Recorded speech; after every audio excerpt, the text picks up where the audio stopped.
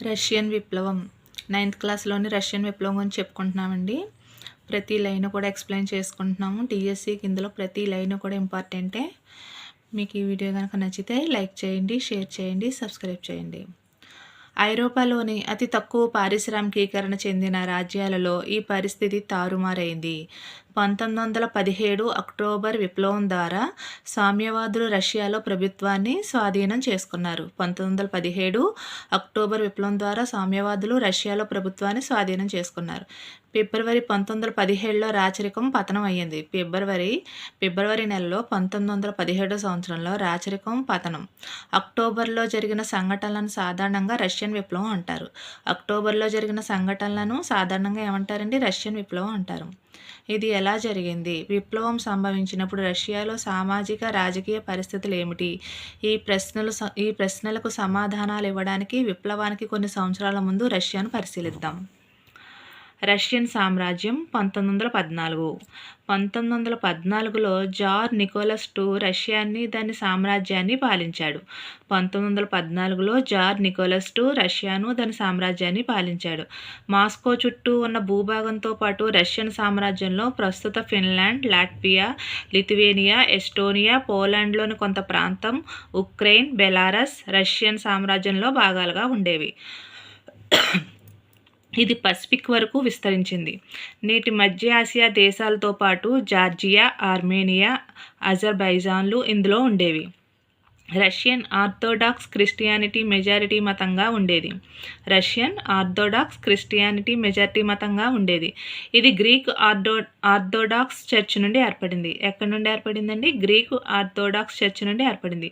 కానీ సామ్రాజ్యంలో క్యాథలిక్కులు, ప్రొటెస్టెంట్లు, ముస్లింలు, బౌద్ధులు కూడా ఉన్నారు. కానీ సామ్రాజ్యంలో ఎవరెవరు ఉన్నారండి? క్యాథలిక్కులు, ప్రొటెస్టెంట్లు, ముస్లింలు, బౌద్ధులు కూడా ఉన్నారు. ఈ చిత్రం చూద్దామండి. White Hall of the Winter ప్యాలెస్లో వైట్ హాల్ అండి. అది జార్ నికోలస్ II అక్కడ నిలబడింది. Tsar Nicholas II, Saint Petersburg, 1900 సంవత్సరంలో. ఈ మ్యాప్ చూద్దామండి. ఈ పటం మొదటి ప్రపంచ యుద్ధ కాలంలో రష్యా సామ్రాజ్యంతో యుద్ధంలో పాల్గొన్న యూరోపియన్ దేశాలను సూచిస్తుంది. అయితే ఇక్కడ ఇది చూద్దాము. ఇక్కడ పింక్ కలర్ ఉంది. కేంద్ర రాజ్యాలు ఏంటండి?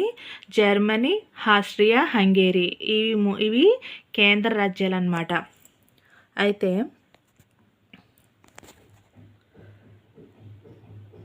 గ్రీన్ కలర్ మిత్ర రాజ్యాలు. గ్రీన్ కలర్ ఎవరండి? ఫ్రాన్స్, రష్యన్ సామ్రాజ్యం, సెర్బియా, యునైటెడ్ కింగ్డమ్. ఇవి మిత్ర రాజ్యాలు. తటస్థ రాజ్యాలు సిమెంట్ కలర్ అండి. Spain, Sweden, Norway. ఇవి తటస్థ రాజ్యాలు, సిమెంట్ కలర్ ఉన్నవి. ఇంకోటి కేంద్ర రాజ్యాలు, బ్లూ కలర్ ఉన్నవేమో కేంద్ర రాజ్యాలతో చేరిన తటస్థ రాజ్యాలు. డార్క్ గ్రీన్ కలర్తో ఉన్నవేమో మిత్ర రాజ్యాలతో చేరిన తటస్థ రాజ్యాలు. కేంద్ర రాజ్యాలతో చేరిన తటస్థ రాజ్యాలు ఏవండి? బల్గేరియా, ఒట్టోమన్ సామ్రాజ్యం. ఇవి బల్గేరియా, ఒట్టోమన్ సామ్రాజ్యం. మిత్ర రాజ్యాలతో చేరిన తటస్థ రాజ్యాలు అవేంటి? Romania, Italy, Greece, Portugal, Italy, Greece, Romania. ఇవి మిత్ర రాజ్యాలతో చేరి ఉన్నాయన్నమాట. ఈ మ్యాప్.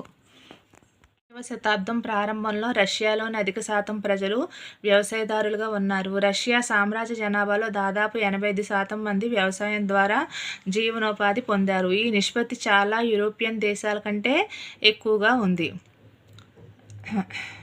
రష్యన్ సామ్రాజ్య జనాభాలో దాదాపు 85% మంది వ్యవసాయం ద్వారా జీవనోపాధి పొందారు.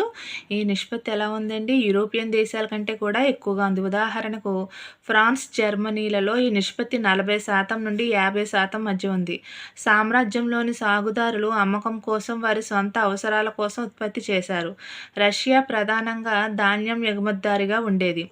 పరిశ్రమలు కొన్ని ప్రాంతాలకే పరిమితమయ్యాయి. సెయింట్ పీటర్స్బర్గ్, మాస్కో ప్రముఖ పారిశ్రామిక పారిశ్రామిక ప్రాంతాలుగా ఉండేవి. సెయింట్ పీటర్స్బర్గ్, మాస్కో ప్రముఖ పారిశ్రామిక ప్రాంతాలుగా ఉండేవి.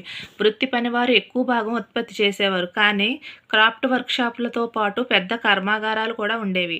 1890లలో రష్యాలో రైల్వేలు విస్తరించినప్పుడు అనేక కర్మాగారాలు స్థాపించారు.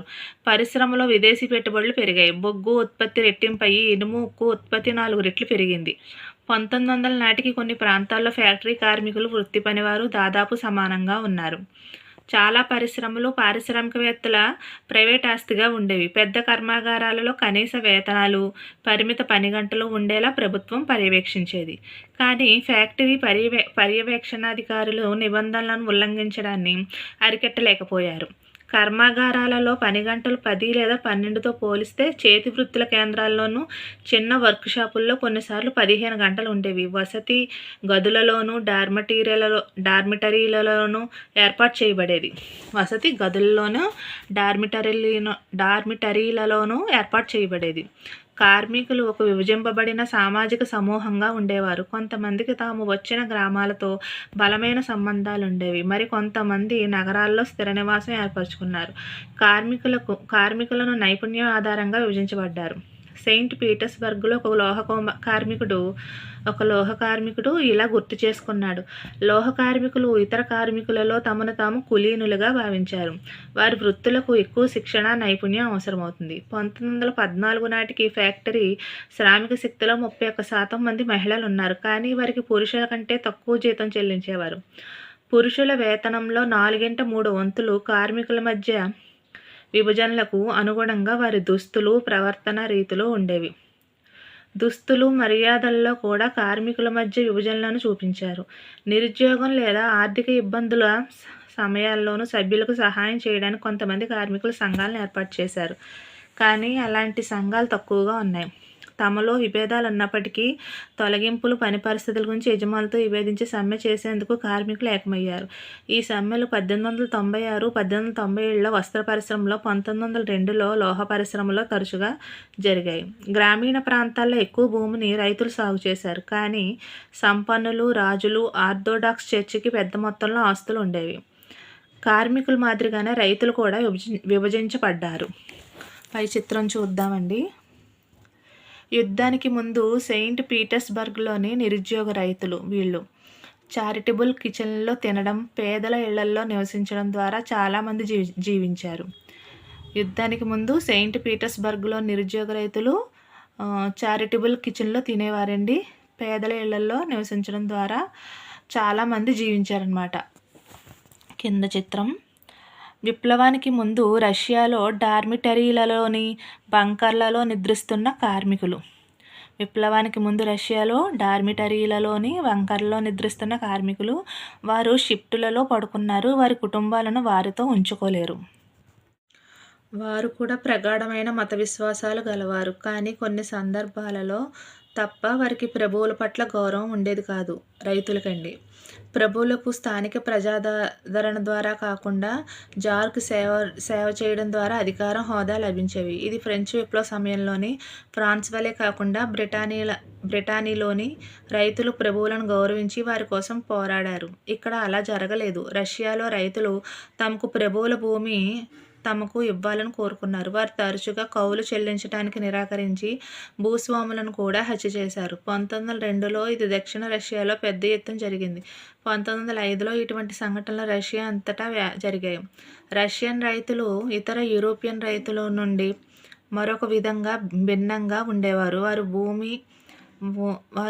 వారి భూమిని కాలానుగుణంగా సమీకరించారు. వారి కమ్యూన్ దీనిని వ్యక్తిగత, కుటుంబాల అవసరాలకు అనుగుణంగా విభజించేది. రష్యాలో సామ్యవాదం. 1914 ముందు రష్యాలో అన్ని రాజకీయ పార్టీలు చట్ట విరుద్ధమైనవిగా ఉండేవి. మార్క్స్ భావనలను గౌరవించే సామ్యవాదులు 1898లో రష్యన్ సోషల్ డెమోక్రటిక్ వర్కర్స్ పార్టీని స్థాపించారు.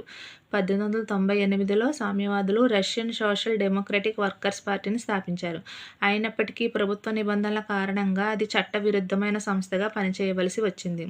అది వార్తాపత్రికను ఏర్పాటు చేసి కార్మికులను సమీకరించి సమ్మెలను నిర్వహించింది. కాలానుగుణంగా భూమిని విభజించుకునే రష్యన్ రైతుల ఆచారం తమని సహజ సామ్యవాదులుగా మార్చిందని కొంతమంది రష్యన్ సామ్యవాదులు భావించారు. అందువల్ల కార్మికులు కాకుండా రైతులు విప్లవానికి ప్రధాన శక్తిగా ఉంటారు. ఇతర దేశాల కంటే రష్యా త్వరగా సామ్యవాద దేశంగా మారింది. 19వ శతాబ్దం చివరి వరకు సామ్యవాదులు గ్రామీణ ప్రాంతాల్లో క్రియాశీలకంగా ఉండేవారు. 1900ల సంవత్సరంలో వారు సోషలిస్ట్ రివల్యూషనరీ పార్టీని స్థాపించారు. ఈ పార్టీ రైతుల హక్కుల కోసం పోరాడింది. ప్రభువులకు చెందిన భూమిని రైతులకు బదిలీ చేయాలని డిమాండ్ చేసింది. రైతుల గురించి సోషలిస్ట్ రివల్యూషనరీలతో సోషల్ డెమోక్రాట్లు ఏకీభవించలేదు. రైతులకు ఐక్య సమూహానికి చెందినవారు కాదని లెనిన్ భావించాడు. వీరిలో కొందరు పేదవారు, మరికొందరు ధనవంతులు, మరికొందరు కూలీలుగా పనిచేశారు, మరికొందరు కార్మికులకు ఉపాధి కల్పించే పెట్టుబడిదారులుగా ఉన్నారు. వారిలోని ఈ విభజన కారణంగా వారందరూ సాంఘిక సామ్యవాద ఉద్యమంలో భాగం కాలేకపోయారు. సంస్థాగత వ్యూహం విషయంలో పార్టీ విడిపోయింది. వ్లాదిమిర్ లెనిన్ బోల్షివిక్ సమూహానికి నాయకత్వం వహించాడు. జారిస్టు రష్యా వంటి అణచివేతకు గురైన సమాజంలో పార్టీ క్రమశిక్షణతో ఉండి దాని సభ్యుల సంఖ్య, నాణ్యతను నియంత్రించాలని భావించాడు. మరికొందరు అంటే మెన్షివిక్కులు పార్టీ అందరికీ అందుబాటులో ఉండాలని, జర్మనీలో వలె ఉండాలని భావించారు. రష్యన్ విప్లవం పేరా నుండి బిట్స్ అండి. ఫస్ట్ బిట్టు, ఐరోపాలోని రాజ్యాలలో పరిస్థితి తారుమారు అవడానికి కారణం ఏమిటి? తక్కువ పారిశ్రామికీకరణ.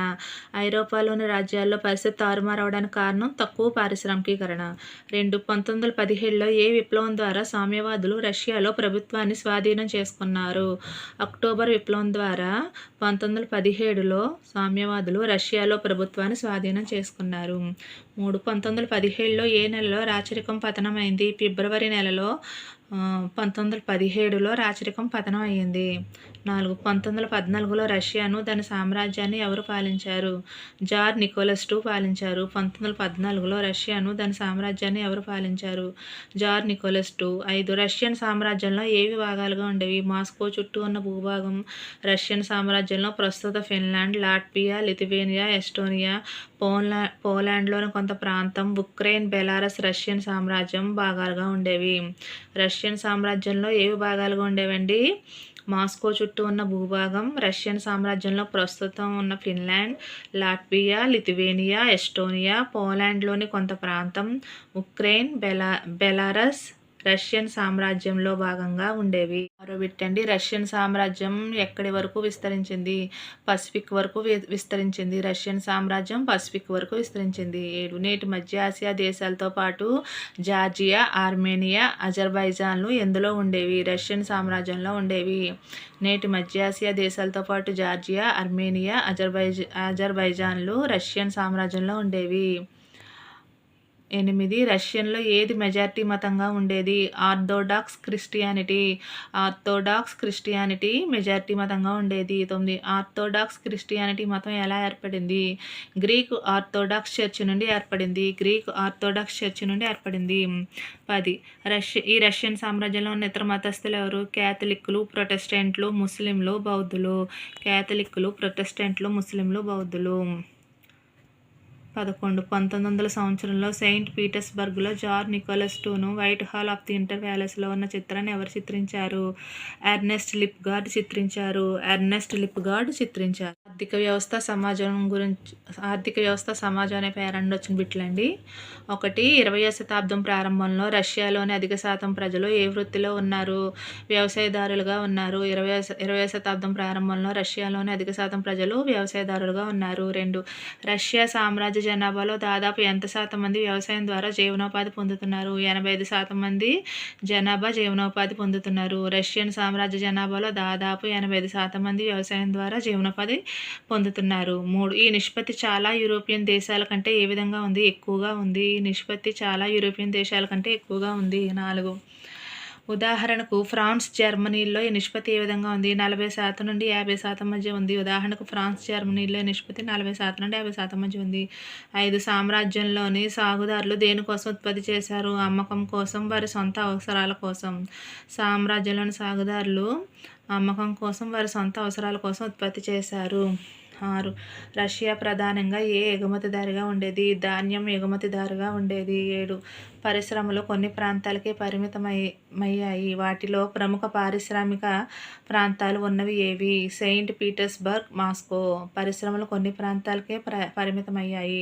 వాటిలో ప్రముఖ పారిశ్రామిక ప్రాంతాలుగా ఉన్నవి సెయింట్ పీటర్స్బర్గ్, మాస్కో. ఇది ఎక్కువ భాగం ఉత్పత్తిని ఎవరు చేసేవారు? వృత్తి పనివారు చేసేవారు. ఎక్కువ భాగం ఉత్పత్తిని వృత్తి పనివారు చేసేవారు. 9. క్రాఫ్ట్ వర్క్షాపులతో పాటు ఇంకా ఏవి ఉండేవి? క్రాఫ్ట్ వర్క్షాపులతో పాటు పెద్ద కర్మాగారాలు ఉండేవి. క్రాఫ్ట్ వర్క్షాపులతో పాటు ఇంకా ఏవి ఉండేవి? క్రాఫ్ట్ వర్క్షాపులతో పాటు పెద్ద కర్మాగారాలు ఉండేవి.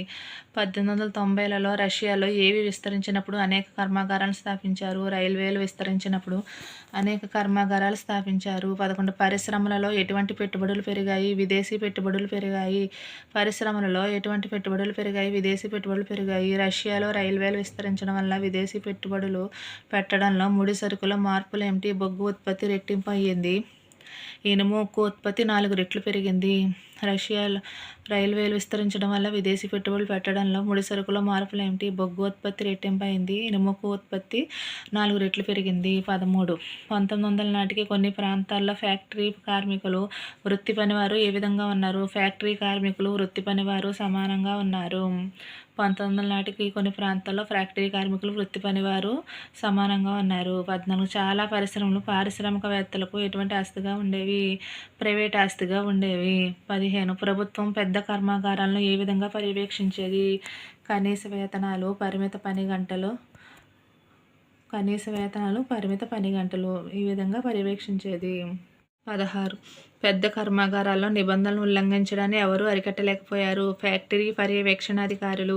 పెద్ద కర్మాగారాల్లో నిబంధనలు ఉల్లంఘించడాన్ని ఫ్యాక్టరీ పర్యవేక్షణాధికారులు అరికట్టలేకపోయారు. 17. కర్మాగారాల్లో పని గంటలు 10 లేదా 12తో పోలిస్తే చేతి వృత్తుల కేంద్రాల్లోనూ చిన్న వర్క్షాపుల్లో కొన్నిసార్లు ఎన్ని గంటలు ఉండేవి? వసతి ఎక్కడ ఏర్పాటు చేసేవారు?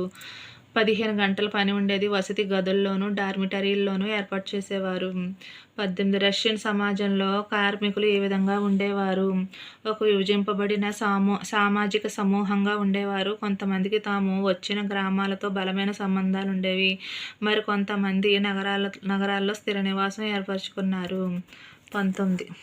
కార్మికులు దేని ఆధారంగా విభజించబడ్డారు? నైపుణ్యం ఆధారంగా విభజించబడ్డారు. 20. సెయింట్ పీటర్స్బర్గ్లో ఒక లోహ కార్మికుడు ఇలా గుర్తు చేసుకున్నాడు: లోహ కార్మికులు ఇతర కార్మికులలో తమను తాము కులీనులుగా భావించారు. వారి వృత్తులకు ఎక్కువ శిక్షణ, నైపుణ్యం అవసరమవుతుంది. 1914 నాటికి ఫ్యాక్టరీ శ్రామిక శక్తిలో ఎంతమంది మహిళలు ఉన్నారు? 31% మంది మహిళలు ఉన్నారు. 23. మహిళలకు జీతం ఎంత చెల్లించేవారు? పురుషుల కంటే తక్కువ చెల్లించేవారు.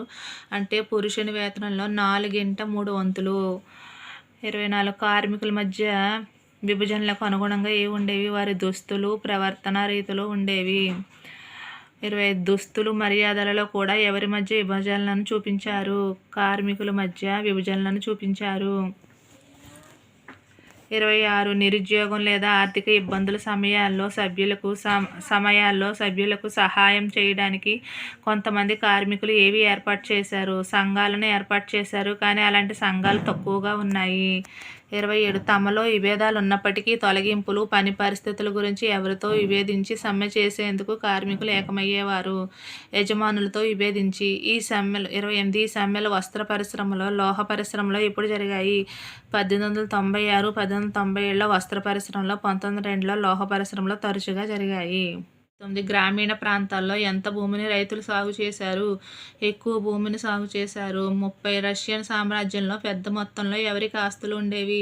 సంపన్నులు, రాజులు. ఆర్థోడాక్స్ చర్చికి పెద్ద మొత్తంలో ఆస్తులు ఉండేవి. 31. యుద్ధానికి ముందు సెయింట్ పీటర్స్బర్గ్లోని నిరుద్యోగ రైతులు ఏ విధంగా జీవించారు? చారిటబుల్ కిచెన్లో తినడం, పేదల ఇళ్లలో నివసించడం ద్వారా జీవించారు.